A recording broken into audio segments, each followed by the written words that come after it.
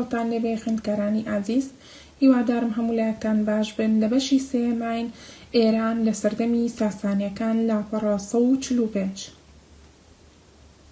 بزانین وشەی ساسانیەکان لە چیەوە هاتووە، لە ناوی کێوە هاتووە، لە چی هەرێمێکدا بوون. ساسانیەکان بە ناوی ساسانی باپیری ئەردەشێر ناونراون کە پیاوێکی زانا و ئاینی بووە لە شاری ئەستەغری هەرێمی فارس. ئەردەشێر پاش مردنی بابکی باوکی واتە ئەردەشێر پاش مردنی باپیری دەسەڵات دەگرێتە دەست. جەنگی کۆتایی نێوان پاشای ئەشکانیەکان و ئەردەشێر بە سەرکەوتنی ئەردەشێر کۆتاییە.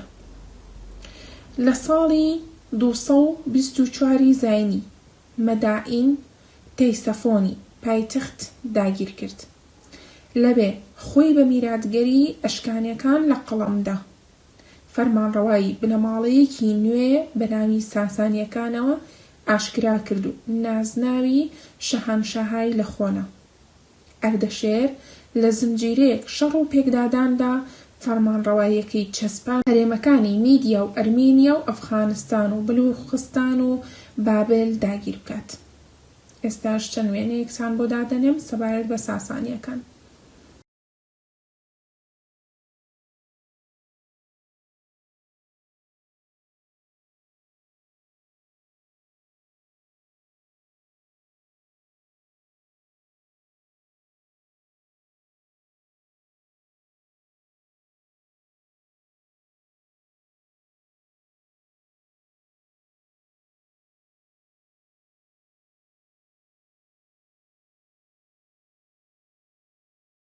شاپوری یەکەم.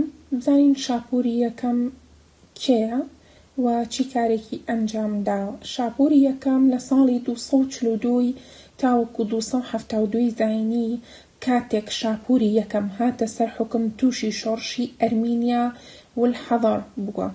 شاپور توانی پاش 4 ساڵ بەسەر ئەم شۆڕشانە سەر بکەوێت. گەورەترین مەترسی کە شاپور بیری لێ کردەوە مەترسی بێزانتیەکان بووە. پاش ئەوەی بارودۆخی وڵاتەکەی جێگیر بووە، سوپایەکی بەهێزی ئامادەکردووە دژی بێزانتیەکان. بەرەو سووریا ڕەوانەی کردوون ئەم سوپایە. زۆربەی شارەکان داگیر ئەکا تا ئەگاتە ئەنتاکیا. بێزانتیەکان ناچار پەیمانی بە مەرجەکانی شاپور مۆر کرد. پاش چەند ساڵێک جەنگێکی نوێ لە نێوانیاندا ڕوویدا و بێزانتیەکان دیسان تیایدا دەشکێن. 70,000 دیلیان لێگیرە کە ڕەوانەی شاری شاپور کران و لەوێ بەنداوێکی گەورەیان پێ دروست کردن بە ناوی بەنداوی ئیمپراتۆر لەسەر ڕووباری کارۆن، کە ئێستاش وێنەی شاپوری یەکەمتان بۆ دادەنێم.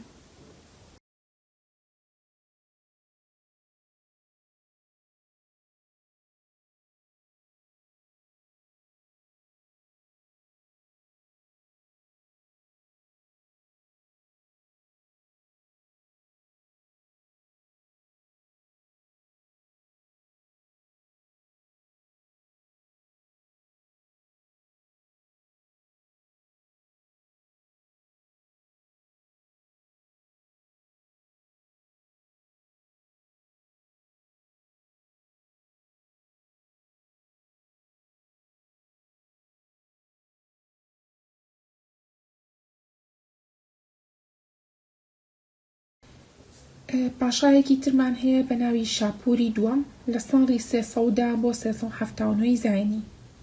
بزانین شاپوری دووەم چی کارێک ئەکا و ماوەی فەرمانڕەواییەکەی ئەم چەند ساڵ بووە. شاپوری دووەم زۆرترین ماوەی فەرمانڕەوایی دەگرێتە دەست کە نزیکەی 70 ساڵی خایاندووە. ئەم شایە لەم ماوە دوور و درێژەدا بێگومان دەبێت زۆر کار بکات وە گەلێک کردەوەی گرنگی بەدەستهێناوە. خاڵی یەکەم کارەکانی لە ناوەوەی وڵات. یەکەم کەمکردنەوەی دەسەڵاتی خانەوادەکان کە ئەمانە دەسەڵاتی زۆریان هەبووە و سامانێکی زۆریان پەیدا کردووە. شاپور دەسەڵاتی خانەدانەکانی کەم کردەوە بە هیچ جۆرێک ڕێی پێنەداون دەست لە کاروباری دەوڵەت وەربدەن. واتە خانەوادەکان ئەو کەسانی کە خانەدان بوون لە کۆناپیان وتراوە خانەدان واتە دەوڵەمەندەکان بوون کە دەستیان گرتووە بەسەر زۆربەی زەوی وزارەکاندا دەسەڵاتی ئەمانی کەم کردوتەوە. باشە، خاڵی دووەم ڕێکخستنەوەی کاروباری کارگێڕی و ئابووری. هەموو کاروبارەکانی لە ڕێگەی کارگێڕی و ئابووریەوە ڕێکخستوێتەوە واتە باری ئابووری و بەڕێوەبردن و پلانێکی تازەی داناوەتەوە. ئەمە لەبارەی ناوەوەی وڵاتی. اینجا کارەکانی لە دەرەوەی وڵات. خاڵی یەکەم شەڕەکانی لەگەڵ هۆزەکانی هۆن لە وڵاتی چین و کە دواتر پەیمانی ئاشتی لەگەڵدا بەستن زۆربەیان هاتنە ژێڕەکێفیەوە.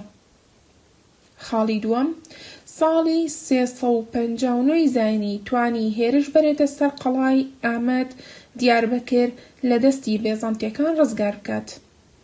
خاڵی سێیەم عەرەبەکانی هەرێمی بەحرینی شکاند. خاڵی چوارەم دواجەنگی شاپور لەگەڵ بێزەنتیەکان پاش بڵاوبوونەوەی ئاینی مەسیحی بوو کە ئەم ئاینە بووە بە ئاینی ڕسمی بێزەنتیەکان شەڕ و جەنگی نێوانیان بێ ئەنجام بە پەیمانی ئاشتی کۆتایی هات. پاشایەکی ترمان هەیە بە ناوی کیسرا ئەنوشیروان. سەردەمی کیسرای یەکەم کە بە ناوی ئەنوشیروان ناسراوە بە گەشترین سەردەمەکانی دەوڵەتی ساسانی دادەنرێت.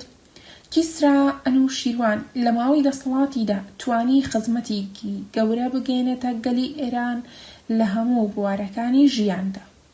ئەمە جگەلەوەی کە دەسەڵاتی ساسانیەکانی گەیاندە یەمەن لە ڕێگەی دەریاوە. چاکسازیەکانی کیسرا ئەنوشیروان لە ڕووی کۆمەڵایەتیەوە میری ویلایەتەکانی ئاگادار کردەوە کە هیچ کارێک بەبێ پرسی مەرکەز ناکرێت واتە مەرکەزیەتی پەیڕەو کردووە. واتە هیچ کارێک بەبێ پرسی ئەم ناکرێت دوای پشێوی کۆمەڵایەتی چارەسەر کرد کە پشگیرانی مەزدەک دروستیان کردبوو. ماڵ و زەوی وزاری گەڕاندەوە بۆ خاوەنەکانی. تاوانبارانی بە سزای خۆیانی گەیاند.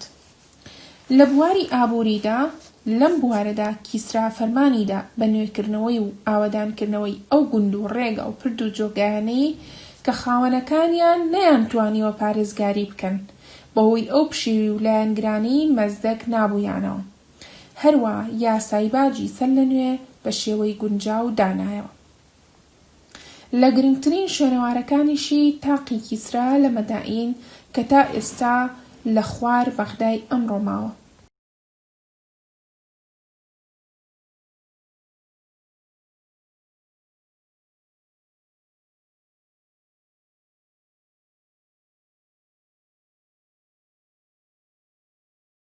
کارەکانی ڕووخانی دەوڵەتی ساسانی دەگەڕێتەوە بۆ چەند هۆکارێک. لەوانە ململانەی نێوان بنەماڵەی فەرمانڕەواکان و نەمانیش کۆمەندەی پاشاکان. دووەم ململانی نێوان ئاینەکان بە تایبەتی نێوان ئاینی زەردەشتی کە ئاینی فەرمی دەوڵەت بوو لەگەڵ ئاینەکانی تری وەک جوولەکە و مەسیحی لەلایەکەوە و مەزدەکی و مانەوەی لەلایەکی ترەوە. سێەم دەسەڵاتی نەجیبزادە و دەرەبەگەکان کە پەیڕەوی مەرکەزیان نەدەکرد. چوارەم زۆری باج لەسەر دانیشتوان بە تایبەتی دوای سەردەمی ئەنوشیروان بووە بەهۆی ناڕەزایی زۆر لە نێوان چینە جیاجیەکاندا. پێنجەم زنجیرە جەنگەکانیان لەگەڵ زۆربەی نەتەوەکانی دراوسێ وەک بێزەنتیەکان و ئەرمەنیەکان و تورک و عەرەب. شەشەم هێرشی موسڵمانەکان لە سەردەمی خەلافەتی ڕاشیدین کە بە یەکجاری ئیمپراتۆریەتی ساسانی لەناو بردووە. ئەم شەش هۆکارە بوونە هۆی ڕووخانی دەوڵەتی ساسانی و کۆتایی پێهات.